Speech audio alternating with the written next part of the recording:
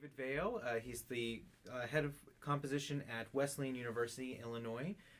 He was another person who entered in my Shakuhachi composition competition. That's a tongue twister. Yeah, yeah. And he won, and I decided that I was going to come out here and perform his piece, or at least look at it, because it wasn't able to get finished in time. But we have it here with us. Yep. So before we get into the piece and we get into all that stuff, I want to ask you how you got into music in the first place. Is this from your family, or is it just something that you took a liking to? I'd say more than anything else, I think it was because my father in particular was a music lover. Mm-hmm. So I grew up with him playing recordings. I can remember the Rite of Spring. I can remember Beethoven's Pastoral Symphony. Mm-hmm. Lots of other stuff too.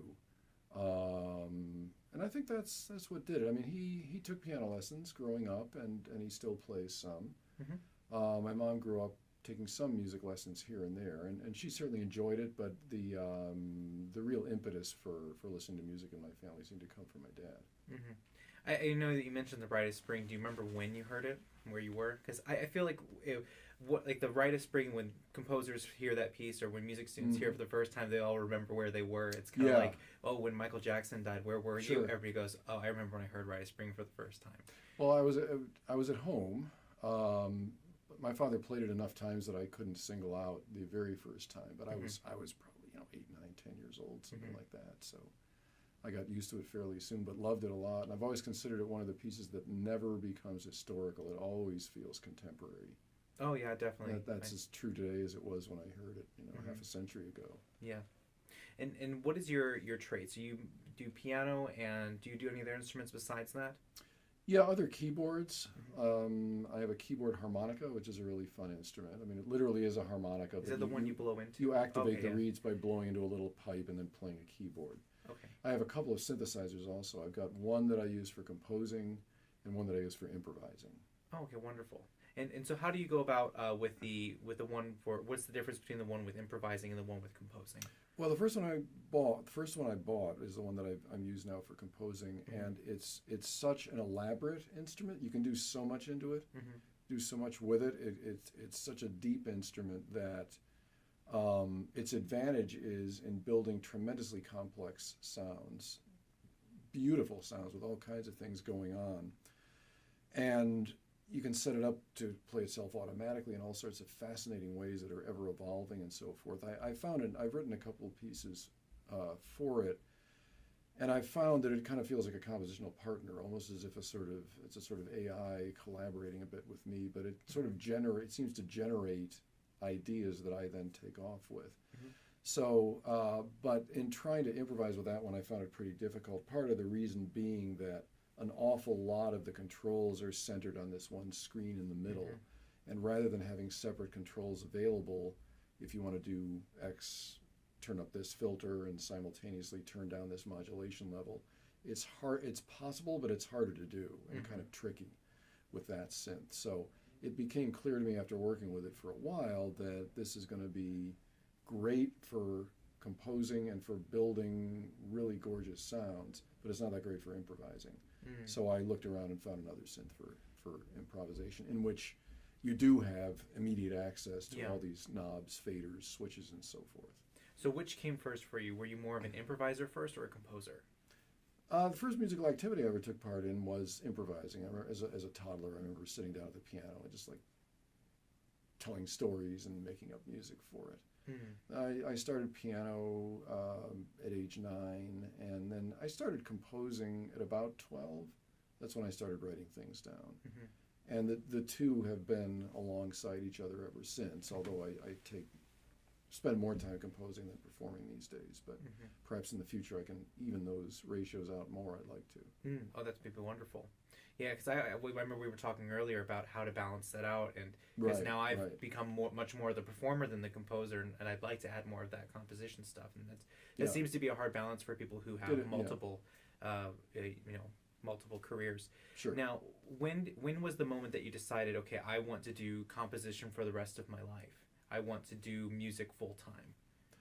Music, let's see. It's a good question, because I applied to college as, depending on the school, it was either a double major or a double degree. I wanted to do music And I think I did apply to composition programs in music. I also wanted to do creative writing.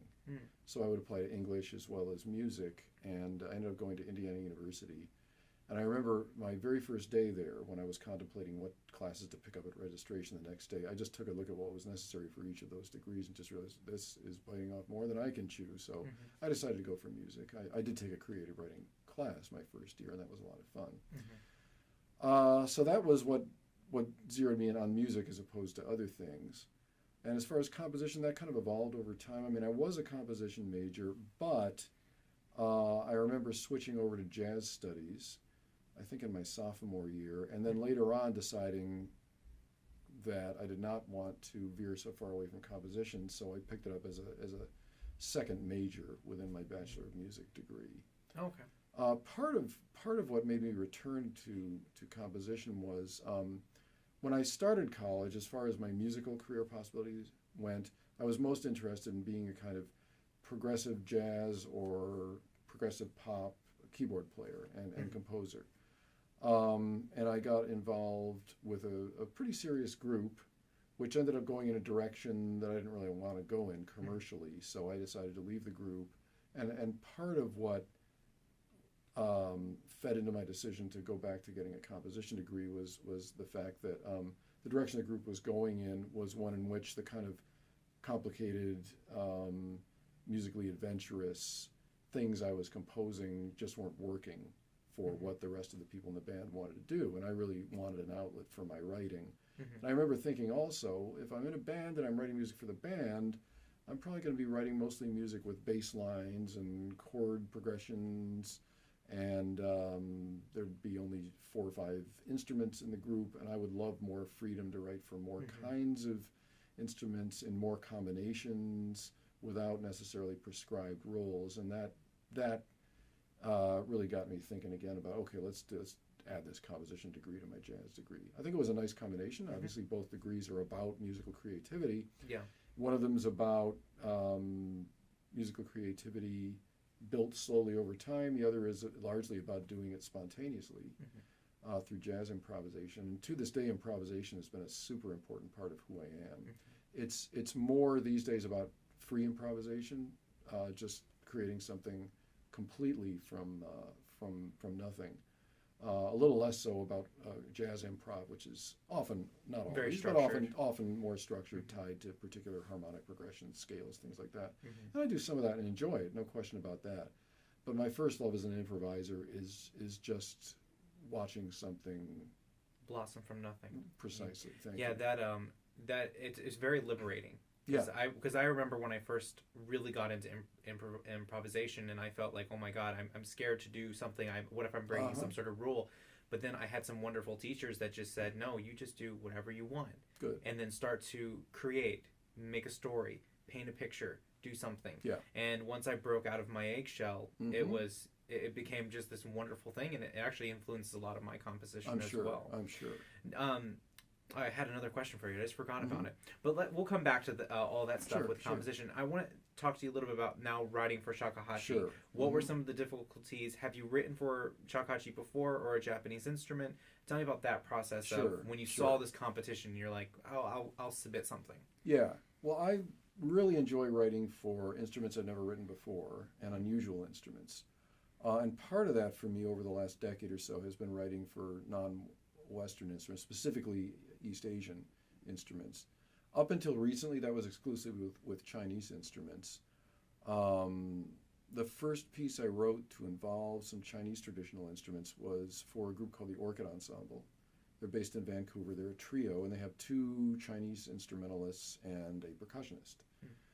And they came here about a dozen years ago to perform with our choir, and happily it worked out for me to write a piece for that combination, which was a lot of fun. But through that, I got to know the guzheng, the plucked Chinese zither, and the erhu, which is the 2-string fiddle, and really enjoyed that a lot. And subsequently started writing more pieces for those instruments, but got opportunities to learn more about other Chinese instruments. And bit by bit, by now I've probably written for I don't know, at least a dozen, if well, actually I think more like 15 to 20, something like that, different kinds of Japanese, not Japanese, but Chinese instruments. And my sabbatical project next year is actually going to be writing for a full orchestra of Chinese instruments, which I'm really thrilled about. Yeah, that's going to be a lot of fun. It is. And there's a lot of, I don't know if you know this or not, but there's actually a lot of professional Chinese orchestras in America. Yeah, there are. And so there are a lot of them will probably be interested in performing that them could too. Well be. And they play at a very high level. Just in Houston, I know that we have one that has a huge New Year festival that gets broadcasted, I think, internationally. Oh, terrific! And all the players are like at the top of like top tier performers. So it's incredible. That's great. So now, what about shakuhachi? How did you find did you find it different than approaching Chinese instruments, or tell me about the process of writing this piece? Sure. This is the second piece I've written for a Japanese instrument. The first one was actually just last summer. I wrote for an ensemble that includes a koto, and I wrote this piece for a Japanese harpsichordist who's played my music on several occasions, and I suggested writing a new piece. So the koto is the equivalent to the Chinese guzheng. It's a plucked zither. Interestingly, though, I found that there were quite a few idiosyncratic things about the koto that are not true about the guzheng. So while there was a certain amount that the two instruments have in common, it would be, I guess, a little bit like writing for guitar and then writing for, I don't know, mandolin or something. Just the general way of producing sound is the same, but a lot of the characteristics are different. And then this opportunity came along to write for you. So I'm pleased to continue my exploration of Japanese instruments too. As far as writing for the shakuhachi, there was a lot of new stuff involved. First of all, at least of the Chinese instruments I've written for, there's none that correspond as closely to the shakuhachi as the guzheng and koto are to each other. There are flutes called the dizi in Chinese music, which are, and I think they're made of bamboo, but they're transverse flutes. You hold them on the side rather than blow straight into them. That's one difference, but the tone color is quite different, and there are a lot of really special playing techniques for the shakuhachi, which, at least to the level that I know the dizi, to a large extent, they're not dizi techniques. I mean, I think in some cases they could be, but in others they couldn't. So I found it a unique instrument. Certainly compared with a Western flute, there are certain parallels, but again, it's very much its own instrument. They used to actually have one in China called shiba, but they no longer use it anymore. Oh, okay. So actually, the shakuhachi is a Chinese instrument, but it just fell out of fashion. Oh, okay. So from what I understand is that it was actually replaced with dongxiao, which is a really similar. It's a 1, 2, 3, 4. It's a 7-hole flute. Okay. I think it might be an 8-hole flute. In some cases, they might even have a 9-hole version of it. Okay. But there used to be a version a long time ago. How about but that? it was mostly in southern China. Okay. Didn't know that. Yeah, I when I was first learning about it, I think a lot of times countries like to say this is our thing, this is uniquely our country's, but even though it does have roots somewhere else. I read this book actually where they were trying to trace the lineage of shakuhachi all the way back to basically Rome and Egypt, and how it went all the way through India and became the bansuri, which then became this shirba. It's a really, really interesting book. I don't know how much of it I really believe, because there's not really strong evidence. It's just very theoretical. Okay. But it is an interesting read nonetheless. Yeah. Okay. So I have not had a chance to even see this piece yet. Sure. What is the name of this piece? That always comes last for me. Okay. But it's called Mirroring. Mirroring. Okay. Is there any specific reason why you named that, and what's the ensemble? Yeah, it's well, it's one of the ensembles you gave me as a possibility. Shakuhachi and Cello. Okay. And usually when I get done writing a piece, like, I don't know what to call this, and I look through the music, listen to it in my head, and just write down any phrase that pops into my head. And then I just look through the list of phrases that I've written down until I either see a pattern or something that seems to fit the spirit of the piece especially well. And mirroring seems to fit this piece well because there's a lot of that, a lot of making the same sort of sounds in the two different instruments, echoing each other. In the last movement, I'm also calling for the two instruments to use microphones run through a delay unit. So that's a further layer of mirroring that's going on there. You're going to get echoes of the instruments themselves. And I liked using the verb form. I mean, I could have called it mirror or mirrors or something, but playing music is an action, it's an activity. And so I liked using a verb form instead of a noun form. So it ties in more with the actual act of making music. I had a writing coach when I was in college, because I'm not a very good writer, and it's one of my weak points.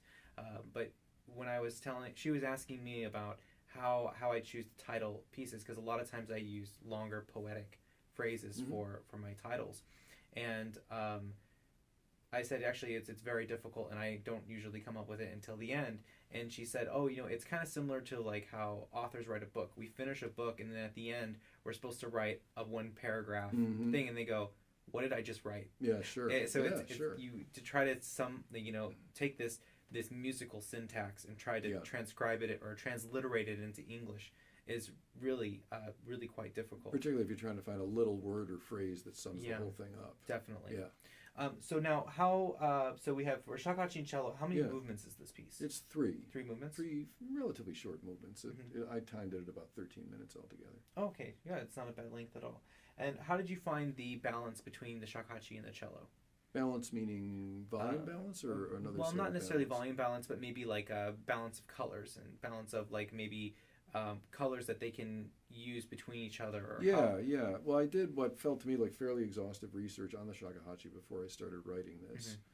And 2 sources of information were especially valuable. One were the videos that you prepared to help composers understand how to write for the instrument. The other was the book that you undoubtedly know, the Miki Minoru book, Composing for Japanese Instruments, which has got a whole chapter on the shakuhachi. So I pulled all that information together, listened to some shakuhachi music, and as I always do when writing for a new instrument, what I ended up doing was putting all that information together on just a couple of sheets.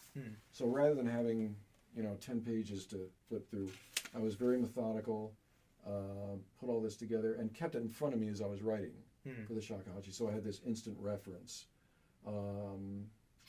So the basic characteristics, special sorts of sounds, and the notes which could be produced in making those sounds, because as you know, there are certain techniques and effects that work on some notes and don't work on others. This is the list that you gave me of multiphonics playable, the info you gave me on the notes that result from overblowing different notes. So all that's there in front of me. On this second sheet, I put all the different kinds of pitch bends together, then all the different kinds of vibrato, all the different sorts of effects from blowing into the instrument and air sounds, and then finally kind of a catch-all other here. I found that real helpful, that really when you get down to it, an awful lot of what the shakuhachi can do really well is that it's really versatile at different kinds of pitch bends, vibrato, air effects. And there are other things, of course, too, but those 3, it's a sort of virtuosic instrument in those 3 areas, and that's not true of all instruments. In the case of some instruments, it could be true, but those techniques have not been developed that methodically. But they certainly have in the shakuhachi. So in this piece, did you think more timbrally, gesturally, melodically? I think all of the above. At the beginning, timbrally, although the notes are important too. I took 2 of the multiphonics you told me, these chords that the shakuhachi can play, and I found ways for the cello to reproduce them or come very, very close to reproduce them. And at the beginning of that first movement, they just go back and forth with these, trading, again, mirroring each other. And eventually something more melodic breaks through. But that's something I look for, is what kinds of special sounds does the shakuhachi make that the cello can make in its own way? Trying to match the exact pitches whenever possible, or at least match the approximate sound. And so one example of that, the second movement of the piece is quick moving and playful. And I really enjoyed learning about 2 of the sounds that shakuhachi can make when you go like this on the end of the instrument. Oh yeah. You either put your hand there and you get a thunk, or you hit it like that and let it rebound, and then it does this boop, boop sort of sound. So I put those in there, and to echo those in the cello, I know for the second one, the bloop sound, I had the cello pluck the string and then quickly move up on the fingerboard. So you get the same sort of bloop kind of effect that echoed it nicely. Oh, that's going to be really lovely. So a lot of the piece has to do with finding and using common vocabulary among the two instruments. That's always what I struggled with at first when writing for Shakuhachi and a Western ensemble, is that I had to come up with this Venn diagram and basically list out every single possible technique, and then everything that fell in between the middle was okay, that's the glue, and then I can kind of grab things on the outside to differentiate their individual voices. Right. So it's going to be really exciting. I didn't think about that the popping at the end of the flute with the pizzicato. That's gonna match up really nicely. I think. It should. So now let's tie these ideas of your improvisation, your jazz life, and your performer life.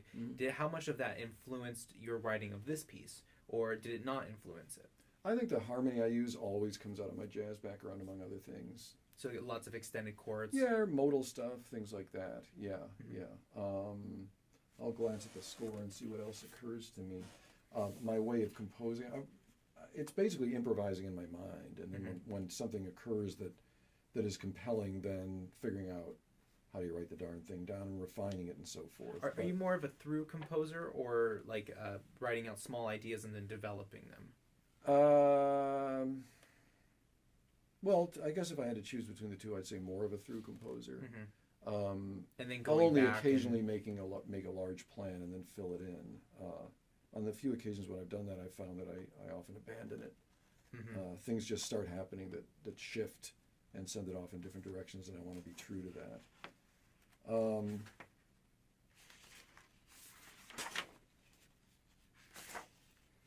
I absolutely love that I love that it's absolutely beautiful handwriting too. With a lot of composers.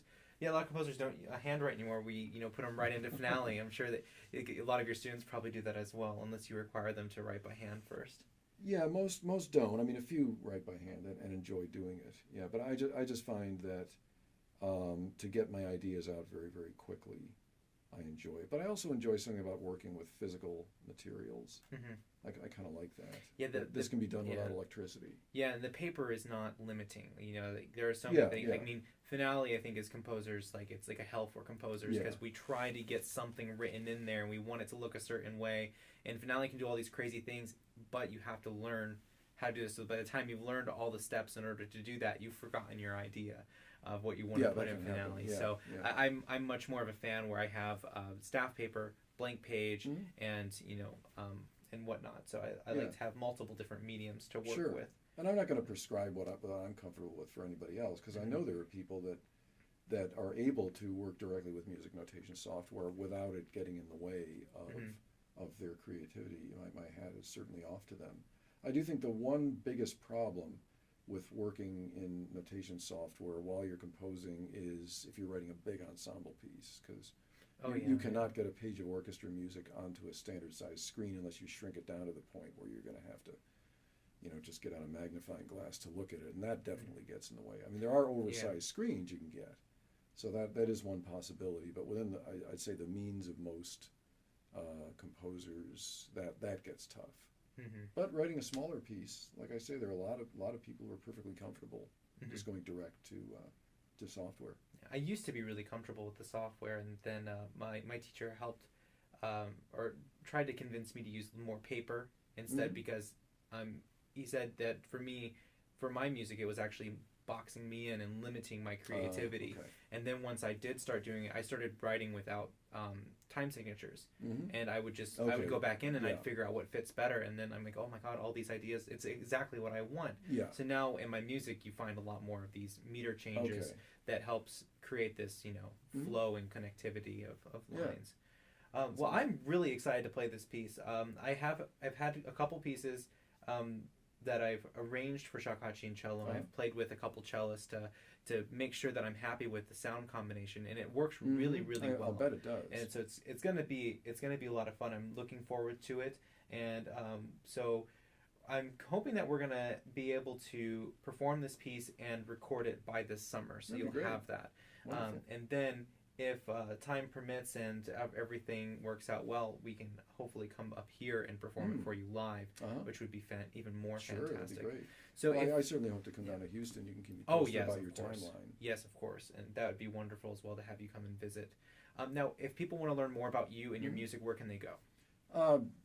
DavidVayo.com. That's the easiest place to go. Sure. Yeah, I wish now that I wish my website was just ShawnHead.com, but I have the Shawn Head music at the end. Oh, well, that's not bad. Yeah, it does the job. Right, of course it does. Well, thank you so much for your time. It's great to be you're here. welcome. I'm looking Thank forward you. to the concert.